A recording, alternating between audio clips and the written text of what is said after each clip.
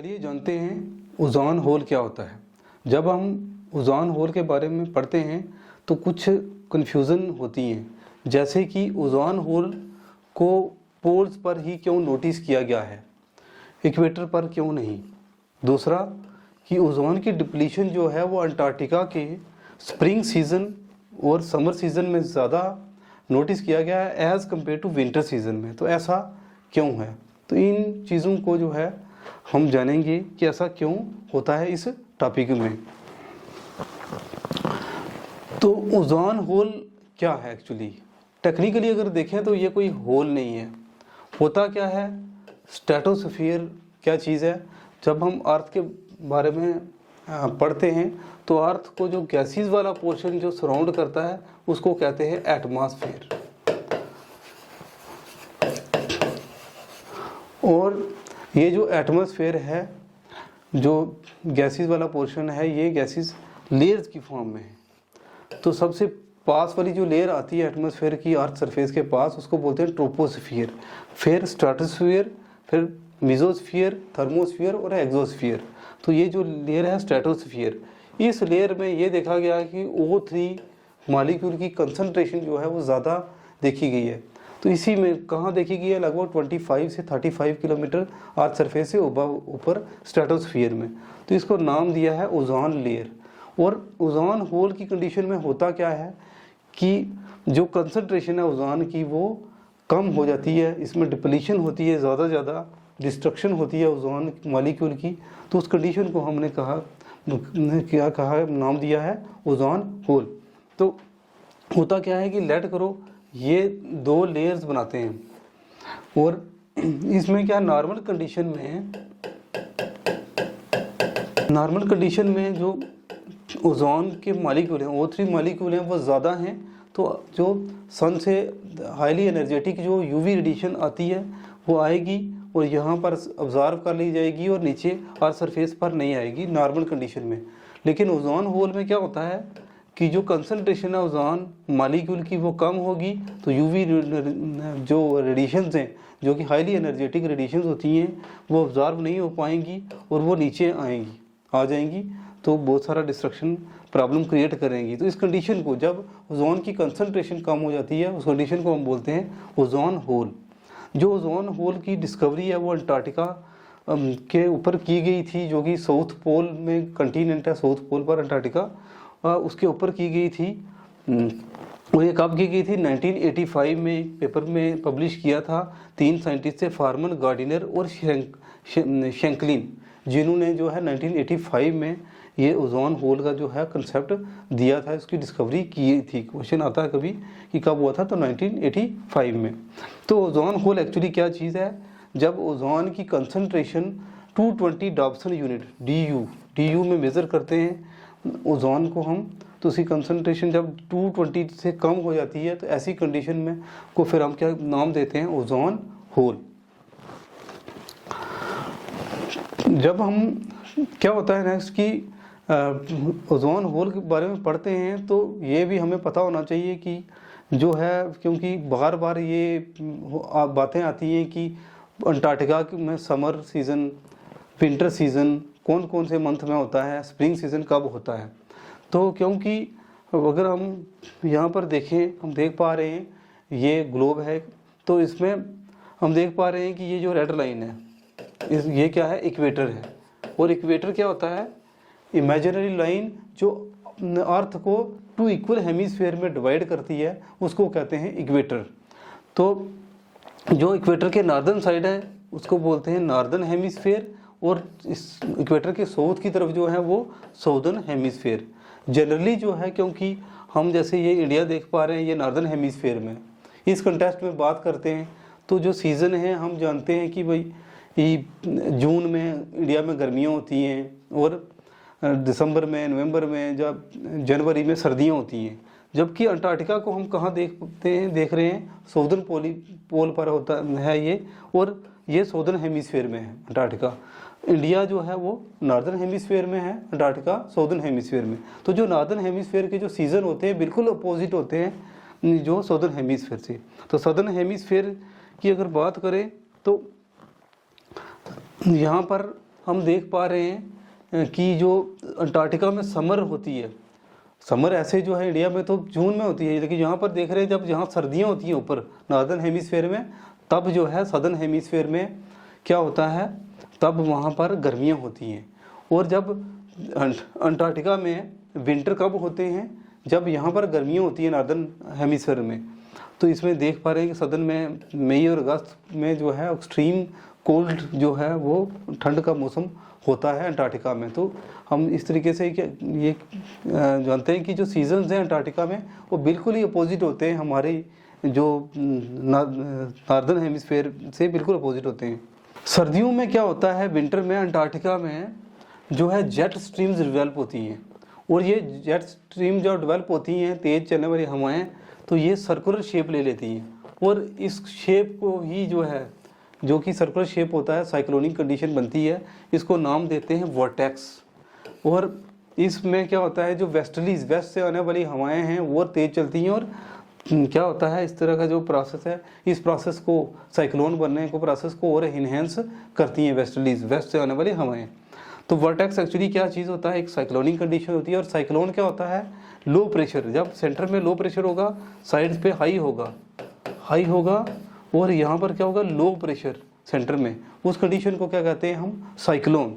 तो cyclone develop होता है जब, तो जो क्या होता है कि जो बाहर से हवाएं होती हैं वो अंदर नहीं आ पाती, कोई भी पार्टिकुलेट मैटर प्लूटेंट कुछ भी नहीं आ पाते, जो अंदर की अंदर रहती हैं और बाहर की बाहर रहती हैं।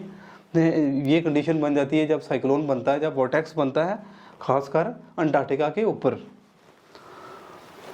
अब ये देख पा रहे हैं कि विंटर में होता क्या है एक्चुअली, कि अंटार्कटिका के ऊपर सदर्न पोल, जो सदर्न पोल है वहाँ पर क्या होता है, स्ट्रॉन्ग पोलर वॉर्टेक्स बनता है, स्ट्रॉन्ग विंड्स, बाहर से कोई किसी तरह की भी जो है विंड्स, जो पार्टिकुलेट मैटर अंदर नहीं आ पाते, कोई गैसेज नहीं आ पाती। तो ये अंदर क्या होता है, बहुत ज़्यादा टेम्परेचर भी जो है विंटर में कम होता है इसके अंदर, वॉर्टेक्स के अंदर। लेकिन समर में क्या होता है, ये फैल जाता है, ये वीक पड़ जाता है पोलर वॉर्टेक्स। तो यहाँ पर फिर रिएक्शंस जो गैसेस वगैरह वो एंटर कर पाती हैं, लेकिन सर्दियों में नहीं कर पाती। अब होता क्या है कि जो पोलर स्ट्रेटोस्फीयर है वो बहुत ज़्यादा ठंडा होता है, टेम्परेचर वहाँ पर बहुत कम होता है ड्यूरिंग जो मिड विंटर होती है, सर्दियों में ऐसी कंडीशन होती है। और क्योंकि जब टेम्परेचर कम होता है तो प्रेशर भी जो है वो गैस ला कहता है कि प्रेशर भी कम होता है। तो प्रेशर भी जब ड्रॉप करता है सेंटर में, जब प्रेशर कम होगा तो एक cyclonic condition, strong cyclonic condition बनी होती है अंटार्कटिका के ऊपर, जहाँ पर कि लगभग जो हवाएं होती है साइक्लोनिक कंडीशन में 300 किलोमीटर पर आवर के स्पीड से चल रही होती हैं।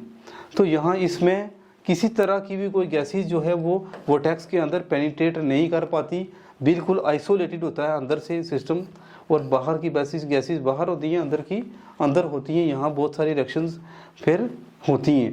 तो ये खास कर तब होता है, कुछ मंथ चलता है जब सर्दियों के टाइम होता है। अब वॉर्टेक्स में क्या होता है कि ये खासकर वॉर्टेक्स बनता कहाँ पर है, जो ट्रोपोस्फियर का टॉप मोस्ट पोर्शन होता है उसको बोलते हैं ट्रोपोपाज और मीजोस्फियर के बीच में ये वॉर्टेक्स बनता है। ये मीजोपाज है और ये ट्रोपोपाज, इसके बीच में जो है ये वॉर्टेक्स लगभग बनता है। तो जब ये वॉर्टेक्स बनता है, यहाँ पर हमने ओजोन होल को भी नोटिस किया है, सदर्न पोल है अंटार्कटिका के ऊपर, जबकि नॉर्थ पोल है आर्कटिक, वहाँ पर ऐसी कंडीशन नहीं होती, वहाँ पर एक्सट्रीम लो टेम्परेचर नहीं होता, तो वहाँ गैसेस का मिक्सअप होता रहता है, तो ऐसी कंडीशन नहीं होती, तो वहाँ पर ओजोन की इतनी ज़्यादा डिप्लीशन नहीं होती, ओजोन होल वहाँ पर नहीं होता। और जब ये वॉर्टेक्स वगैरह बनता है तो इसमें ये भी होता है कि ऐसा नहीं होता कि गैसेस जैसे नॉर्मली जो हैं वो कंडेंसेशन होती है, और जो ट्रोपोस्फीयर में हमारे वेदर कंडीशन जो फिनोमेना होते रहते हैं, तो ऐसा स्ट्रेटोस्फीयर में नहीं होता, क्योंकि वहाँ पर गैसेस जो हैं वो लिक्विड में या सॉलिड में फॉर्म में, बर्फ़ की फॉर्म में या बारिश की फॉर्म में होकर बरसें। ऐसा उसका कारण ये होता है कि इसकी जो वाटर वेपर वगैरह होते हैं, इनकी कंसनट्रेशन बहुत कम होती है, बहुत थिन होते हैं। तो वॉर्टेक्स के अंदर जो स्ट्रेटोस्फीयर जो क्लाउड बनता है वो क्या होता है, उसमें टेम्परेचर काफ़ी कम होता है, और जब सनलाइट भी नहीं होती तो यहाँ पर होते क्या हैं, क्रिस्टल बनते हैं वोर्टेक्स के अंदर, जिसको बोलते हैं पोलर स्ट्रेटोस्फेरिक क्लाउड। तो ये कुछ जो ये गैसेस वाला पोर्शन होते हैं, गैसेस होता है जो वाटर वेपर होते हैं, वो किसकी फॉर्म में चेंज हो जाते हैं, क्रिस्टल की फॉर्म में, और उनको बोलते हैं पोलर स्ट्रेटोस्फेरिक क्लाउड। और ये क्या होते हैं, लेकिन ये कुछ फ्यू पार्टिकल्स होते हैं पर यूनिट वॉल्यूम, इनका जो कंसंट्रेशन होती है वो बहुत कम होती है, बहुत थिन होते हैं ये बात भी एक चीज़ नोटिस की जाती है। तो होता क्या है, जब ओजोन होल के कंडीशन में क्या होता है कि विंटर में जो कुछ जो क्लोरीन मॉलिक्यूल्स होते हैं जो इनएक्टिव फॉर्म होते हैं, इनएक्टिव फॉर्म में जैसे HCl, ClNO2, वो कन्वर्ट हो जाते हैं रिएक्शन के through active form of chlorine के में, Cl की फॉर्म में या ClO की फॉर्म में होते हैं। ये चीज़ भी जो है रिएक्शंस जब चलती है विंटर में तो ये एक्टिव फॉर्म में आने लगते हैं। अब क्या होता है कि जो ये पोलर स्ट्रेटोस्फेरिक क्लाउड होता है, क्योंकि ऐसे तो हम जब पढ़ते हैं कि वेदर फिनोमेना रिलेटेड फिनोमेना जो ट्रोपोस्फीयर में होता है, लेकिन स्ट्रेटोस्फीयर जिसकी हाइट पोल्स पर कम होती है, उतनी नहीं होती ट्रोपोस्फीयर की भी, स्ट्रेटोस्फीयर की भी, तो वहाँ पर दो तरह के जो हैं क्लाउड बनते हैं, एक पोलर स्ट्रेटोस्फेरिक क्लाउड टाइप 1 और पोलर स्ट्रेटोस्फेरिक क्लाउड टाइप 2। इनमें अब फर्क क्या होता है, ये एक चीज़ होती है कि जो पोलर टेम्परेचर है वो जब लगभग -78 डिग्री सेंटीग्रेड तक होता है, तब क्या होता है, नाइट्रिक एसिड और वाटर वेपर जो है वो ग्रो करते हैं सल्फ्यूरिक एसिड के ऊपर, और एरोसोल पार्टिकल जो कल्स होते हैं एरोसोल पार्टिकल उनके ऊपर। तो क्या होता है कि जो आइस क्रिस्टल जो क्या है बनते हैं वहाँ पर, इसके थ्रू उसको ये बनता है HNO3 3H2O, जिसको हम नाम देते हैं नाइट्रिक एसिड ट्राईहाइड्रेट। ये क्रिस्टल बनते हैं और ये पोलर स्ट्रेटोस्फेरिक क्लाउड टाइप 1 की बात हो रही है, तो इसमें साइज़ जो होता है वो 1 माइक्रोमीटर इन डायमीटर का होता है, और इसमें टेम्परेचर लगभग -78 डिग्री सेंटीग्रेड जब पहुंचता है तब ये बनता है पोलर स्ट्रेटोस्फेरिक क्लाउड 1। तो इसमें क्या होता है कि नाइट्रेट कंटेनिंग जो है क्लाउड बनते हैं टाइप 1 में। लेकिन टाइप 2 में क्या होता है, जब टेम्परेचर -80 डिग्री सेंटीग्रेड से कम और ड्रॉप कर जाता है, तब जो है क्या बनते हैं, पोलर स्ट्रेटोस्फेरिक क्लाउड्स टाइप 2 बनते हैं, जो सेकंड टाइप ऑफ क्लाउड्स होते हैं। इनमें क्या होता है, ये बड़े साइज़ के होते हैं, जिनका डायामीटर लगभग क्या होता है 20 माइक्रोमीटर जो है इनका डायामीटर होता है, और इसमें जो प्रोपोर्शन होता है वाटर का वो ज़्यादा होता है as compare to nitric acid, ये चीज़ होती है। लेकिन अगर हम देखें कि ज़्यादा कौन से पाए जाते हैं, पोलर स्ट्रेटोस्फेरिक क्लाउड जो है ज़्यादा कौन से होते हैं, तो पोलर स्ट्रेटोस्फेरिक क्लाउड टाइप 1 वाले वो ज़्यादा होते हैं, 90% ये पाए जाते हैं, 10% ही जो है वो टाइप 2 जो है वो जो बड़े क्रिस्टल्स आइस क्रिस्टल होते हैं वो उनकी कंसंट्रेशन कम होती है और 10% ही होते हैं।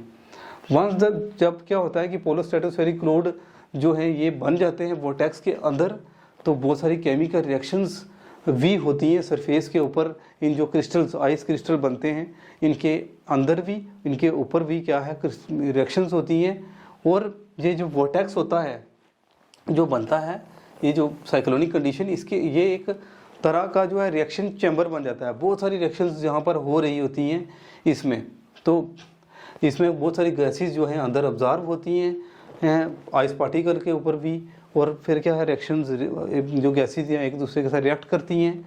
तो होता क्या है कि जो गैस फेस का जो HCl होता है, जो हमने देखा इनएक्टिव फॉर्म ऑफ क्लोराइड जो HCl की फॉर्म में होता है, ये अटैच करता है किसको, अपने को आपको आइस क्रिस्टल के ऊपर, जो आइस के क्रिस्टल बनते हैं वहाँ पर पोलर स्ट्रेटोस्फेरिक क्लाउड में, उसके ऊपर HCl अटैच करता है।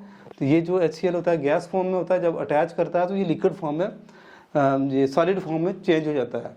तो ये दोनों कंडीशन में, चाहे पोलर स्ट्रेटोस्फेरिक क्लाउड 1 हो या टाइप 2 हो, दोनों में जो HCl अटैच करता है आइस क्रिस्टल के ऊपर। तो क्या होता है, जब ClNO2 HCl के साथ कोलाइड करता है, एक रिएक्शन होती है और Cl2 निकलता है। Cl2 जो गैस है वो निकलती है क्लोरीन गैस Cl2 की फॉर्म में। जैसे कि मैंने बताया कि जो गैस फेस जो HCl होता है हाइड्रोक्लोरिक एसिड मॉलिक्यूल, ये क्या करता है, आइस पार्टिकल्स जो होते हैं उसके साथ अटैच हो जाता है और सॉलिड फॉर्म में कन्वर्ट हो जाता है, बन जाता है, उसका सॉलिड पार्ट जो है आइस क्रिस्टल का, उसका एक हिस्सा ये भी बन जाता है। तो इसमें क्या होता है, जो ClNO2 है ये क्या करता है, कोलाइड करता है HCl मॉलिक्यूल के साथ, तो क्लोरीन गैस निकलती है, Cl2 निकलती है। और ये रिएक्शन है कि HCl जो कि आइस क्रिस्टल के साथ जुड़ा हुआ है सॉलिड फॉर्म में है, उसके साथ जब ClNO2 कोलाइड करेगा तो निकलेगा Cl2 गैस फॉर्म के फॉर्म में, क्लोराइड गैस प्लस जो है नाइट्रिक एसिड निकलेगा। इस तरह की रिएक्शन होगी। तो ये क्या होता है, डार्क विंटर में जब सर्दियाँ होती हैं विंटर में, क्योंकि जो लगभग ये जो अंटार्कटिका है, साउथ पोल है, इस सदर्न पोल में क्या होता है कि 6 महीने की जो है वो रात होती है, 6 महीने का दिन होता है। तब काफ़ी डार्क जब विंटर होती है, वो मंथ होते हैं, तब टेम्परेचर बहुत कम होता है। तो ये जो Cl2 है ये रिएक्शन होती रहती है, Cl2 इकट्ठा होता जाता है, तो क्लोरीन गैस इकट्ठी होती रहती है। और जब 6 महीने के बाद स्प्रिंग सीजन आता है और सनलाइट आती है, रीअपीयर होती है अंटार्कटिका के ऊपर, तो होता क्या है कि ये जो Cl2 है ये डिकम्पोज होता है, ब्रेक होता है, और ये Cl और Cl ये जब बॉन्ड ब्रेक होगा तो क्लोरीन रेडिकल निकलता है। तो Cl2 जब यूवी रेडिएशन लाइट पड़ेगी तो क्या है, क्लोरीन एटम बनकर बाहर निकलता है। और यही क्लोरीन रेडिकल जो इनएक्टिव फॉर्म में है, ये ओजोन के साथ मिलता है तो ओजोन की डिप्लीशन करता है। तो यहाँ पर क्या होता है, एज वेल जो रिएक्शन, इसके अलावा एक रिएक्शन ये होती है, और एक रिएक्शन होती है जब water the larger type of crystal with ClNO2 की जो वाटर होता है आइस क्रिस्टल में, उसके साथ कौन कोलाइड करता है, ClNO2, तो क्या निकलता है, HOCl। तो ClNO2 वाटर के साथ जब करेगा रिएक्ट तो HOCl निकलेगा।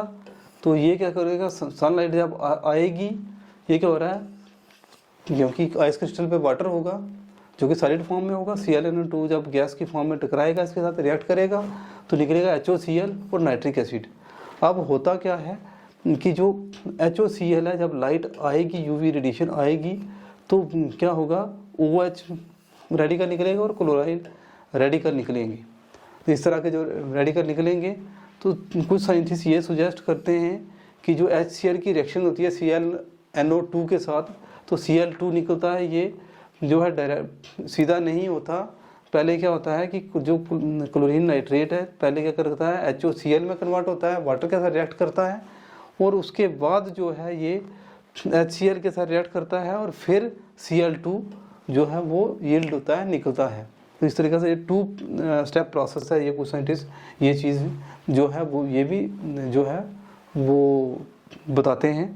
अब हम इस इमेज से जानेंगे कि एक्चुअल में क्या रिएक्शंस होती हैं, किस तरीके से जो है क्लोराइड जो रेडिकल होते हैं वो ओजोन को डिप्लीट करते हैं, और ओजोन होल तरह की जो कंडीशन बनती है अंटार्कटिका के ऊपर। तो होता क्या है कि जैसे ये आइस पार्टिकल्स जो बनते हैं एक्सट्रीम लो टेम्परेचर पर -80 डिग्री सेंटीग्रेड पर, तो उसमें क्या होता है, ये क्रिस्टल है HNO3 3H2O, इसके ऊपर जो हैं HCl जो है वो अटैच हो जाते हैं। ये HCl क्या होते हैं, एक्चुअली गैस फेस में होते हैं पहले, और जब ये आइस क्रिस्टल पर अटैच होते हैं तो ये भी सॉलिड की फॉर्म में जो है ये कन्वर्ट हो जाते हैं। उसके बाद नेक्स्ट क्या होता है कि ये जो HCl हैं ये तो इसके साथ आइस क्रिस्टल के साथ जो है वो अटैच हुए होते हैं इसके सरफेस पर, तो ClNO2 जो है वो आकर HCl के साथ रिएक्ट करता है। जहाँ हमने रिएक्शन में ये भी देखा कि ClNO2 2 रिएक्शंस स्टेप रिएक्शन होती हैं, तो ये पहले वाटर के साथ रिएक्ट करता है, तो जो है वो रिएक्शन भी हमने देखी कि किस तरीके से HOCl बनता है, और फिर HCl के साथ करके HCl के साथ रिएक्ट करता है, तो फिर Cl2 जो है वो निकलता है। तो यहाँ पर ClNO2 अगर HCl से रिएक्ट करेगा तब भी क्लोरीन जो गैस निकलेगी, Cl2 जो है निकलेगा। तो ये क्या होता है कि विंटर में Cl2 बहुत सारा इकट्ठा होता जाता है। ये जब ClNO2 इसके साथ रिएक्ट करता है तो Cl2 बनता जाता है, तो ClNO2 कोलाइड करता है HCl के साथ, तो मॉलिक्यूलर क्लोरीन बनता है इस स्टेप में। फिर नेक्स्ट स्टेप क्या होता है कि अब ये जो है Cl2 बहुत सारा अकोमुलेट होता है सर्दियों में, और जैसे ही यूवी रेडिएशंस आती हैं समर में, स्प्रिंग सीजन में आती हैं, when the light in spring appears, तो Cl2 जो बॉन्ड है, सी क्लोरीन और क्लोरीन, ये जो है बॉन्ड ब्रेक होगा, तो क्लोरीन रेडिकल जो निकलते हैं ये देख पा रहे हैं हम। इस तरह की जो है रिएक्शन होती है। और जब क्लोरीन रेडिकल निकलेंगे तो क्या करेंगे फिर, कि असल में क्या है, जो क्लोरीन रेडिकल ओजोन के साथ O3 के साथ मिलेगा, तो ClO chlorine monoxide plus oxygen बाहर निकल जाएगा। इस तरह की रिएक्शन होती है। तो जिसमें कि जो O3 मॉलिक्यूल है वो कन्वर्ट हो गए, ये O3 क्या बन गया, O2। तो O3 बेटर होता है यूवी रेडिएशन को ऑब्जर्व करने में, जबकि क्लोरीन रेडिकल जो है इनको क्या करते हैं, वो इसको ऑक्सीजन में कन्वर्ट कर देते हैं, जिसकी वजह से ओजोन की डिप्लीशन इस तरीके से होती है। और ये भी माना जाता है कि लगभग एक क्लोरीन रेडिकल जो है लगभग जो है 1 लाख जो ओजोन मॉलिक्यूल है उनको डिस्ट्रॉय करता है इस तरीके से। तो इस तरीके से ये रिएक्शन होती है और ओजोन की डिप्लीशन होती है। अब इस टॉपिक पूरे को हम एक एनिमेशन के थ्रू समझेंगे कि किस तरीके से जो है रिएक्शन होती हैं और अंटार्कटिका के ऊपर जो है ओजोन होल जो है वो क्रिएट होता है। तो पोलर स्टैटिक स्फेरिक जब क्लोड बनता है तो आइस क्रिस्टल बनते हैं, जिसमें कि नाइट्रिक एसिड और 3H2O जो है उसका कम्बिनेशन होता है, जिसके ऊपर HCl आकर एसोसिएट होता है और ClNO3 जो है वो फिर आकर जब रिएक्ट करता है HCl के साथ तो Cl2 जो है क्लोरीन जो गैस है वो निकलती है और इकट्ठी होती जाती है। तो इस एनिमेशन के थ्रू हम जानेंगे ये। तो जैसे कि हम इसमें देख रहे हैं कि ये है आइस क्रिस्टल, जिसमें नाइट्रिक एसिड और 3H2 होता है, उस पर HCl आकर जुड़ जाता है, रिएक्ट करता है। उसके बाद क्या होता है, ClNO3 जो है रिएक्ट करता है HCl के साथ, तो Cl2 निकलता है। इस तरीके से ये रिएक्शन होती रहती है विंटर सीजन में लगातार, और Cl2 जो है लगातार जो है अकोमुलेट होता रहता है। बहुत सारा Cl2 जो है वो अकोमुलेट होता है ड्यूरिंग द विंटर सीजन में ओवर द अंटार्कटिका में। तो ये देख पा रहे हैं हम कि Cl2 इकट्ठा हो रहा है लगातार, और इस तरीके से बहुत सारा Cl2 जो है वो अकोमुलेट होता है अंटार्कटिका के ऊपर जब विंटर सीजन होते हैं। और उसके बाद क्या होता है, ये ओजोन लेयर में होता क्या है कि फिर ये Cl2 में जब अंटार्कटिका में 6 महीने के बाद जब पहली बार स्प्रिंग सीजन में रेडिएशंस आनी शुरू होती हैं, तो ये Cl2 जो है वो Cl में चेंज हो जाता है, क्लोरीन रेडिकल में चेंज हो जाता है, क्लोरीन एटम में। और यही क्लोरीन एटम फिर क्या करता है, काज होता है डिस्ट्रक्शन ऑफ ओजोन। तो ये क्या है, ये O3 जो 3 ऑक्सीजन एटम के साथ मिलेगा तो ClO बनेगा और O2 रिलीज होगा ऑक्सीजन। तो इस तरीके से ये क्लोरीन जो है लगातार जो है ओजोन को डिस्ट्रॉय करता जाता है, और ये क्लोरीन जो रेडिकल होता है वो हज़ारों जो होते हैं ओजोन मॉलिक्यूल उनको डिस्ट्रॉय करता है। लगभग ये माना जाता है कि एक क्लोरीन रेडिकल जो है लगभग 1 लाख ओजोन मॉलिक्यूल को डिस्ट्रॉय कर सकता है। तो इस तरीके से ये रिएक्शंस लगातार होती हैं, ओजोन वहाँ से जो ले आती हैं रेडिएशंस। तो इसमें जो O3 मॉलिक्यूल होते हैं, 3 ऑक्सीजन एटम मिलते हैं तो ओजोन बनता है। तो ये ओजोन मॉलिक्यूल है, और ऑर्डिनरी ऑक्सीजन जो है उसमें क्या होता है, 2 ऑक्सीजन एटम मिलते हैं तो ऑर्डिनरी ऑक्सीजन बनता है। ये क्लोरीन रेडिकल O3 मॉलिक्यूल के साथ रिएक्ट करता है और उसको कन्वर्ट कर देता है इनटू O2। तो इस तरीके से रिएक्शन होती है। वैसे जो स्ट्रेटोस्फीयर होता है उसमें जो ऑक्सीजन होते हैं वो 3 फॉर्म में एग्जिस्ट करते हैं, एक ऑक्सीजन एटम, दूसरा ऑक्सीजन मॉलिक्यूल और तीसरा ओजोन मॉलिक्यूल। तो ये जब क्लोरीन रेडिकल जो है ओजोन के साथ रिएक्ट करता है तो रिएक्शन होती है, क्या बनती है, ClO क्लोरीन मोनोऑक्साइड निकलता है प्लस O2, तो ऑक्सीजन मॉलिक्यूल बाहर निकल जाता है और ओजोन जो O3 को क्या करता है, डिग्रेड कर देता है, चेंज कर देता है इनटू O2। इसके अलावा जो है ये क्योंकि ये ClO है तो यहाँ पर ये वाला और भी ऑक्सीजन एटम भी होते हैं, तो ClO ऑक्सीजन एटम के साथ भी जुड़ता है, तो फिर क्या होता है, Cl रेडिकल फिर बाहर निकल जाता है प्लस O2 निकलता है। इस तरीके से रिएक्शन चलती हैं। तो एक जो क्लोरीन रेडिकल है वो लगभग 1 लाख जो है ओजोन मॉलिक्यूल को डिस्ट्रॉय करने की जो क्षमता रखता है, करता है, ये चीज़ होती है। तो इस तरीके से हम एनिमेशन में हम देख पा रहे हैं कि किस तरीके से ये रिएक्शन जो है वो होती है। ये जो क्लोरीन रेडिकल है ये O3 मॉलिक्यूल से रिएक्ट करेगा, तो यहाँ से ये एक ऑक्सीजन एटम के साथ जुड़ जाएगा, क्लोरीन मोनोऑक्साइड निकलेगा और ऑक्सीजन मॉलिक्यूल अलग हो जाएगा। तो ये हम देख रहे हैं क्लोरीन ऑक्सीजन मॉलिक्यूल बन गया और क्लोरीन मोनोऑक्साइड निकल गया अलग से। तो ये अब क्लोरीन मोनोऑक्साइड है तो वहाँ पर ऑक्सीजन एटम भी होगा, तो ये ऑक्सीजन एटम जुड़ेंगे तो क्लोरीन रेडिकल फिर से अलग निकल जाएगा। तो इस तरीके से जो है ये रिएक्शन चलती रहती है और ओजोन लगातार जो है वो डिप्लीट होता है।